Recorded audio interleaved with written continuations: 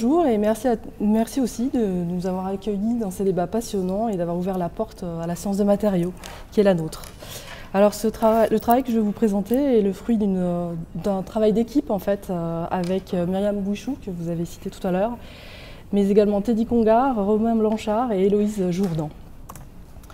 Alors tout d'abord, je vais débarrer avec les premiers résultats d'un projet européen qui s'appelle RED Monest, en termes de protection patrimoniale, en termes de critères et d'inventaire.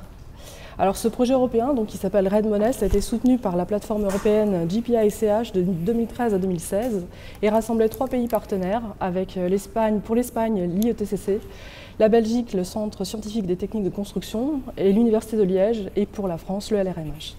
Et la toute première étape de ce projet a été de dresser un panorama du patrimoine en béton en Europe.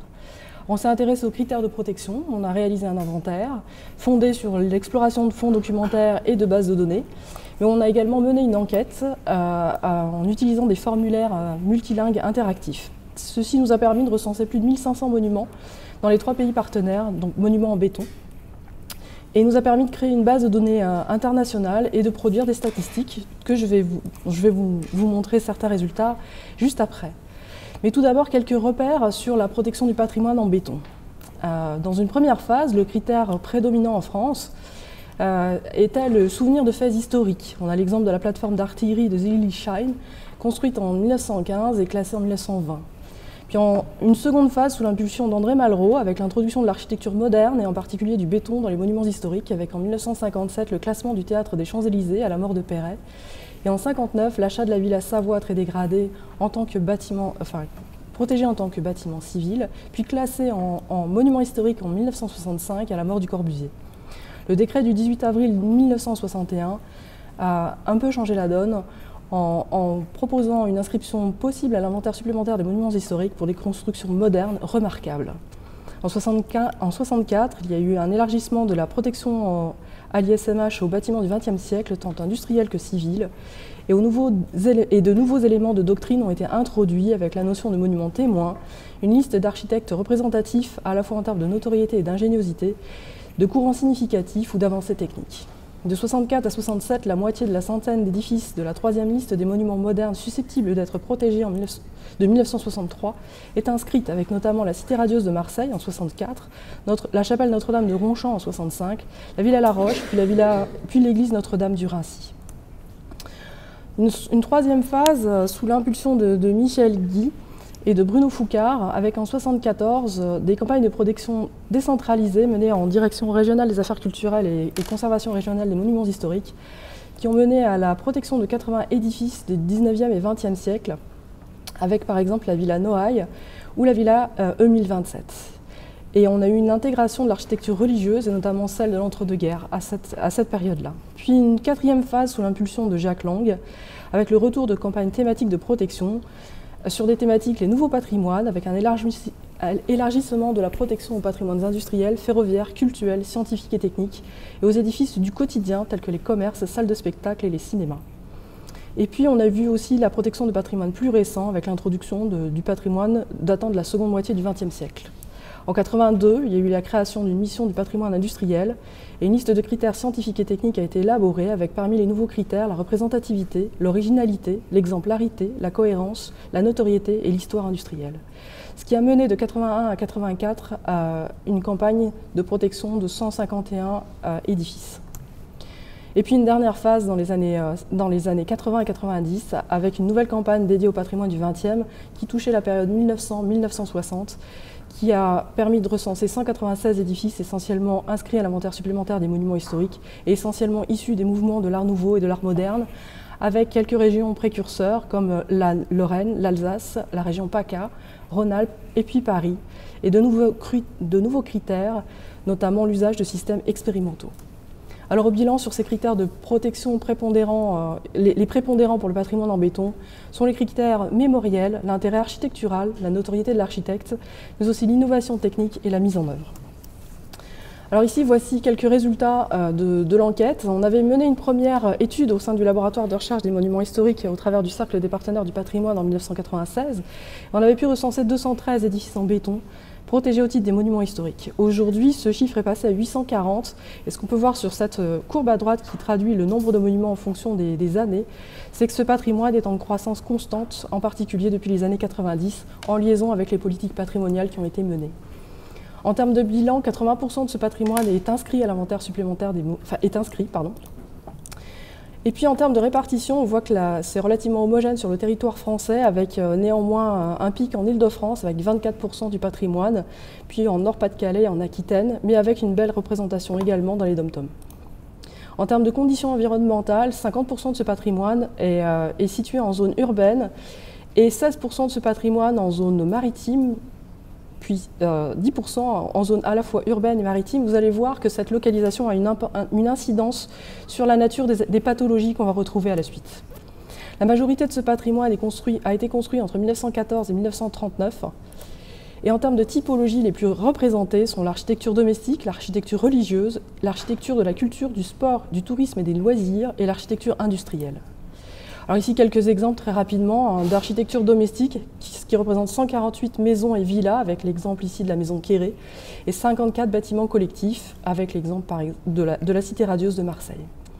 En termes d'architecture religieuse, ça représente 165 monuments avec deux principales périodes de construction, 1920 et 1940, et 1950 à 1970, avec par exemple l'église Saint-Julien de Domfront, sur la gauche.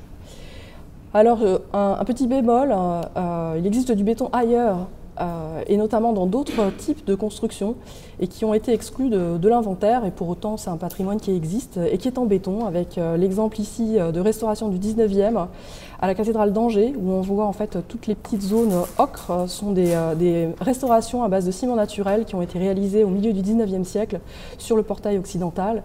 Et puis sur la droite, l'exemple de la cathédrale de Reims, dont la charpente, à l'issue d'un incendie massif durant la Première Guerre mondiale, a été reconstruite en béton armé à la Philibert de Lorme. Juste quelques mots également pour préciser qu'on a commencé, en fait, on a jeté les bases d'une nouvelle base de données sur les ornements qui tient compte des sculptures, dont vous voyez ici quelques exemples, depuis des sculptures, des bas-reliefs jusqu'à du béton projeté polychrome. Et puis des verrières dont les typologies varient de quelques centimètres à plusieurs centimètres d'épaisseur, avec des compositions différentes de verre, de dalles de verre, de pâte de cristal, avec quelques exemples ici, l'église de Sainte-Thérèse de Metz de Untersteller, ou à droite l'église Saint-Odile avec de la pâte de cristal, qui est l'œuvre de décorchement. Alors qu'en est-il de l'état sanitaire de ce patrimoine? L'enquête a été menée sur cette thématique-là, et alors je dois tout d'abord préciser qu'il s'agit d'une donnée très subjective, de personnes qui vont voir le même édifice n'auront pas forcément le même avis, et que ce bilan en fait, est fondé sur uniquement 209 réponses. En tous les cas, les conclusions sont que l'état de conservation est généralement bon, satisfaisant. Cependant, 19% du patrimoine est dégradé, 13% est considérablement dégradé et 6% est en péril. Alors, venons-en maintenant à la complexité de la restauration. La première complexité de la restauration, eh bien, c'est la multitude des origines et des typologies, des pathologies de ce patrimoine. Alors ici, quelques exemples d'origine des pathologies, avec la toute première qui est l'apprentissage du béton. Le béton est un matériau nouveau qui a fait l'objet de très nombreux brevets entre le 19e et le début du 20e siècle. Et ma foi, on a appris à utiliser les matériaux. Alors ici, on a l'exemple de l'immeuble Henbick de la rue d'Anton, dans lequel différents types de ciments ont été mélangés. C'était une période charnière dans l'histoire de l'industrie des ciments, où on a mélangé des ciments naturels et des ciments de Portland. Et en fait, je n'ai pas pu résister à vous présenter une photo en microscopie électronique à balayage, qui est le cœur de un outil essentiel au LRMH, où en fait on peut voir que tous les pores, c'est ce petit rond, sont totalement comblés par des néoformations pathogènes à caractère expansif, et on voit qu'on a des fissures qui démarrent de ces pores et qui sont liées à une incompatibilité chimique entre les ciments qui ont été utilisés sur cet édifice. Ici, un autre exemple lié à l'apprentissage du béton, avec l'utilisation massive d'armatures, souvent très faiblement enrobées avant que les règlements entrent en vigueur. Et ici, l'exemple de l'église Saint-Jean de Montmartre, où on voit sur les photos d'archives une forêt d'armatures, c'est-à-dire qu'on a surarmé, se disant que ça allait être le plus solide possible si on en mettait le plus possible. et qui a généré, du fait de défauts d'enrobage, des altérations liées à la corrosion des armatures, ou un autre exemple avec la cité radieuse de Marseille, où les armatures étaient visibles dès le départ, pas d'enrobage du tout. Et puis un dernier exemple lié à l'apprentissage de l'utilisation du béton, et notamment la vibration. Ici on est de nouveau à la cité radieuse de Marseille, où on voit un excès de vibration qui a conduit à de la ségrégation. Ensuite, une autre origine de pathologie, c'est l'expérimentation qui est liée à cette période. L'expérimentation dans les formes, ici vous avez l'exemple de la halle Freycinet avec des voûtes et auvents de 5 à 6 cm d'épaisseur, donc inévitablement les épaisseurs d'enrobage des armatures sont extrêmement faibles. Et puis ici l'exemple des poteaux Lafaille avec la rotonde SNCF d'Avignon à gauche en 1946 et l'église Notre-Dame de Royan où là les poteaux sont plus massifs, mais pour autant très fins et avec encore une fois des enrobages d'armatures très très faibles. Et puis on a eu aussi de l'expérimentation dans les matériaux, notamment avec Le Corbusier. Ici vous avez l'exemple de la Villa La Roche, où on retrouve en termes de composition des murs, du béton, différents types de béton avec des briques de mâche-fer. On voit qu'on est de plus en plus sombre quand la quantité de mâche-fer augmente dans le matériau. Et puis un enduit au-dessus, un enduit très clair, un enduit jaune. Et en fait Le Corbusier a choisi d'utiliser de la cimentaline, qui est en fait un sulfate de calcium. Et en fait, clairement aujourd'hui, l'utilisation de plâtre, grosso modo, sur du béton est totalement proscrite en extérieur, parce qu'on sait que ça peut générer des pathologies massives de réactions chimiques sulfatiques. Ensuite, un autre point est qu'en période de guerre et post-guerre, on a eu des constructions à l'économie assez rapidement et avec des matériaux de qualité limitée parfois, et avec les soucis qu'on a pu observer sur l'église Notre-Dame du Raincy, sur la gauche, ou alors à droite, l'utilisation de matériaux tels qu'on en avait sur place, et les blocos sont typiquement représentatifs de l'utilisation de sable très riche en chlorure, de sable de mer non lavé, et parfois même de béton gâché à l'eau de mer, ce qui est aujourd'hui encore une fois totalement proscrit, puisqu'on a introduit des chlorures dans le béton dès le départ, qui va être une source majeure d'altération des armatures. Ensuite, la pollution et le climat sont également des points critiques pour les pathologies du béton, avec les deux conditions les plus agressives qui sont le dioxyde de carbone, qui est à l'origine de la principale pathologie du béton. En fait, le béton réagit avec son environnement et notamment avec le dioxyde de carbone qui est contenu dans l'air. Et s'il est protecteur au départ pour le béton, du fait de sa réaction avec le dioxyde de carbone contenu dans l'air, il devient propice à la corrosion par un phénomène qui s'appelle la carbonatation. Alors très clairement, les quantités de dioxyde de carbone qu'on retrouve sur le territoire français sont totalement propices à cette réaction de carbonatation, notamment en zone urbaine. Et je vous le rappelle, 50% du patrimoine en béton se trouve en zone urbaine. Le second point, la seconde origine la plus critique, c'est la présence de chlorure. Ici, vous avez une cartographie de la France qui est issue d'une norme européenne, qui représente les zones d'usage de salles de déverglaçage sur le territoire français. Alors plus on est vers le bleu et plus on utilise des salles de déverglaçage, ce qui correspond à des zones de gel. Donc en fait on voit que une grande moitié est de la France est concernée par l'usage de ces salles de déverglaçage, et en fait la partie ouest qui n'est pas concernée par l'usage de salles de déverglaçage est concernée par la présence de la mer ou de l'océan, qui est également une source de chlorure. Donc ce sont des sources majeures. Et puis une dernière, eh bien évidemment, c'est l'entretien, le déficit d'entretien ou l'abandon. Alors ici, avec l'exemple d'un château d'eau où un arbre a poussé à l'intérieur. Ici, la piscine Molitor, on a des stalactites, encore une fois, à l'intérieur de l'édifice. Ou enfin, l'église de Bethléem, de Clamecy, avec une cressonnière qui a poussé dans la sacristie. Alors, les conclusions, enfin, la conséquence de ces origines, eh bien, ce sont un panel d'altérations, dont la principale consiste en une corrosion des armatures induite par la carbonatation, je vous l'ai dit tout à l'heure, et la présence de chlorure, et qui se traduit par cette séquence. On a les armatures qui commencent à s'oxyder, on produit de l'écaillage, des épaufrures, avec une corrosion très très avancée qui peut aller jusqu'à la rupture complète des armatures. Et ce qui est encore plus dramatique dans le cas de sculptures ou encore de verrières qui associent verre et béton. Alors une autre complexité, c'est que finalement on voit que ce matériau se dégrade, mais il s'agit aussi d'un matériau monolithe. Le béton, à l'inverse de la pierre, on ne peut pas se dire on va extraire la pierre qui est abîmée, on va la remplacer par une autre pierre. Là, il s'agit de traiter un ensemble monolithe. Et c'est extrêmement complexe. Alors, quels sont les défis de la restauration en quelques mots? Je me permettrai de reprendre quelques phrases issues des 19e rencontres de la Fondation Le Corbusier du 18 avril 2015, où François Botton citait, pour caractériser le patrimoine moderne, une expérimentation à la limite du viable, ou Bernard Bochet qui disait que restaurer, oui, mais il y a impossibilité de respecter les modèles constructifs lorsqu'ils ne sont pas bons. Il en résulte que le défi de la restauration de ce patrimoine en béton, c'est parfois de restaurer l'impossible ou de pérenniser l'éphémère. Alors les 5 principaux défis qui vont avec eh bien, sont liés à la variété de ce patrimoine, l'art du compromis, le savoir-faire, la durabilité et la recherche appliquée. En termes de variété, il est clair qu'au cours de l'histoire du béton, on a une évolution des matériaux et des techniques. En termes de ciment, on est passé de ciment naturel à des ciments de Portland, puis au ciment blanc, et autant de pathologies potentielles. En termes d'armature, on est passé des fers plats de NBIC, par exemple, à des fers ronds, puis à des fers à haute adhérence crénelés aujourd'hui. En termes de formulation également, on a vu l'apparition d'un certain nombre d'adjuvants qui ont permis d'améliorer les performances des bétons. Maintenant, le deuxième point, c'est l'aspect technique, c'est-à-dire qu'on est passé de béton non armé, pour les exemples des fausses pierres de la région de Grenoble au XIXe siècle, à des bétons armés, avec des armatures classiques, puis des bétons pré-contraints, et puis des bétons fibrés. On a ici l'exemple du Musen qui, un jour ou l'autre, rentrera dans le patrimoine classé, protégé, sans doute, et qui présente dès aujourd'hui des altérations liées à la présence de ces fibres métalliques qui rouillent en présence de chlorure, puisqu'en Marseille, la mer n'est vraiment pas loin. Ensuite, la variété, elle réside aussi dans les typologies. On en a parlé un petit peu déjà, des typologies architecturales, mais on a aussi des sculptures et des verrières à restaurer, notamment des toitures associant pavés de verre et béton.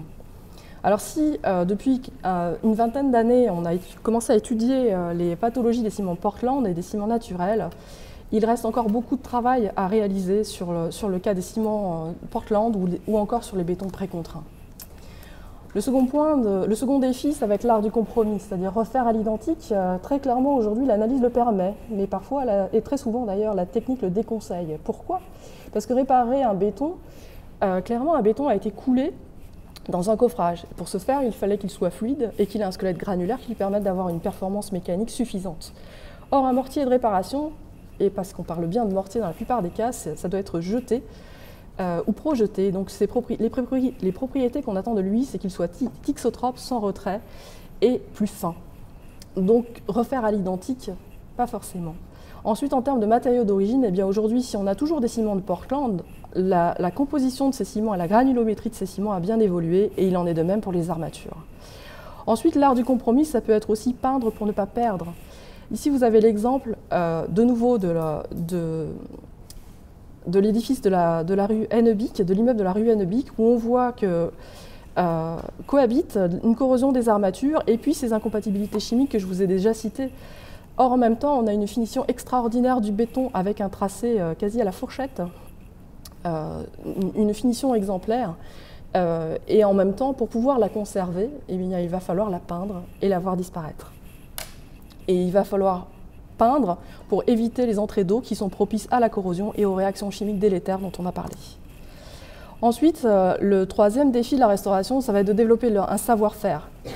Alors, en fait, ici vous avez un exemple de 1994 avec la restauration du clocher de Notre-Dame du Raincy, et on voit les patchworks, les zones réparées qui sont très clairement visibles, et on voit une évolution dans la qualité des réparations, avec ici la restauration de 2003 à l'église Saint-Joseph du Havre, où la zone restaurée, j'ai terminé, merci, se situe ici, donc elle est déjà très discrète. Ici, à l'église Saint-Odile de Paris, la restauration a été réalisée entre 2005 et 2008. Il s'agissait d'un béton rose bouchardé. Donc la restauration était également mieux intégrée. Et puis ici, on a l'exemple du palais d'Iéna, restauré entre 2015 et 2016. Et là, je vous mets au défi de trouver la zone réparée. Alors pourquoi pas aller vers un compagnonnage? Les compagnons du devoir on considère cette question avec intérêt, mais néanmoins, ils ont jugé que pour le moment, le marché n'était pas encore suffisant. Un quatrième enjeu, c'est la durabilité évidemment, et qui est un enjeu économique majeur également. Ici, on a l'exemple de la villa Hélène Gray, la villa 1027, qui a été restaurée en 2007 et dont on voit l'état aujourd'hui avec des fissurations assez conséquentes liées à des mouvements mécaniques, mais aussi à des reprises de corrosion dans des zones réparées en 2007. et qui font l'objet d'une nouvelle restauration depuis 2016. Et puis un dernier défi qui nous concerne au LRMH plus particulièrement, c'est celui de la recherche appliquée. Encore une fois, si depuis une vingtaine d'années, des recherches ont été menées dans ce domaine, et on a des progrès certains. Ici, vous avez l'exemple d'un projet de recherche qui nous a permis d'élaborer des protocoles de nettoyage des bétons anciens ici, vous avez les bas-reliefs avant nettoyage et après nettoyage. Il reste néanmoins de nombreuses thématiques à développer sur 3 axes essentiels qui sont l'identification des ciments et des matériaux anciens d'un point de vue plus général, mais aussi le développement d'outils de diagnostic et de monitoring adaptés, partant du principe que si on arrive aujourd'hui à développer des capteurs d'alerte qui nous permettent d'instrumenter un certain nombre de monuments, on pourra réagir plus vite et perdre moins de matière originale. Et puis également, on a une nécessité avérée d'étudier des traitements et des techniques de restauration dédiées parce que pour nombre des citoyens, le béton reste quelque chose de moche. Et donc en fait, il y a peu d'efforts qui sont faits pour produire des techniques de réparation spécifiques et dédiées, dans le sens où on se dit, bon, on enlève et on refait, et c'est pas très grave. Et voilà, je vous remercie de votre attention.